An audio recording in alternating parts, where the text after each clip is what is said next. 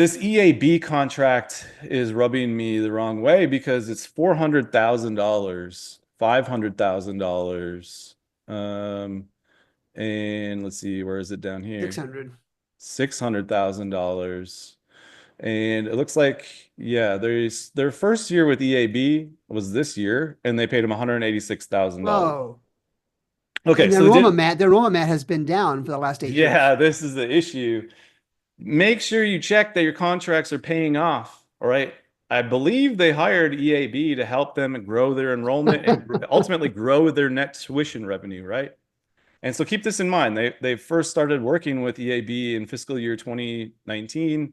Perhaps the first year, maybe it was late in the fiscal year, perhaps the first year that they really started working with them was in 2020, where they started implementing their strategy, right? It's your job to check that it's paying off, all right, and hold your vendors accountable. Take a look at what happened shortly after they hired EAB. Let me just show you the one that first blush here, what the issue is, I think. Okay, see what happened here with their net price. So again, this is the price that they're charging to a student with a family income of 110K or so. And this is the price before EAB got involved. It's pretty normal, actually a little bit low, all right, compared to their peer set. And then look what they did in fiscal year 2019 or 2020.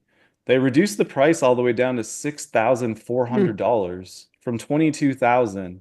So either this is a massive problem with the data reporting, or they really, really reduced their net price more than I have ever seen, going from 22,000 down to 6,000. Let's So double check. if the data is correct, they were essentially giving away the store to try and Yeah, get they did. students in the And door. it's probably correct because here's 75K. They did the same thing. Yeah. Here's another family income, exactly the same thing. Yeah. Yeah. Here's another family income, same thing. The chances of this being a data problem is almost zero.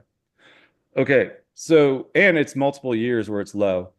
Yeah. So I believe their problem is really simple to explain here. What they basically did was give away the farm um, in 2020, coincidentally at the same time that EAB kind of came online. So I suspect they got some bad advice to reduce their net price, and they did it. They did it, and they did it in a huge way. And the problem is they more than slashed their price in half, right? And their revenue is going to fall because take a look at their FTE enrollment also decreases at the same time Same that they time. did Yeah. that.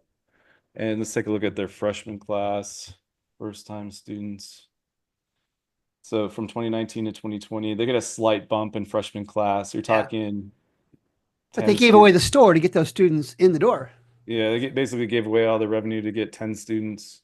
And at the end of the day, what really matters though is their net tuition revenues. Take a look at that.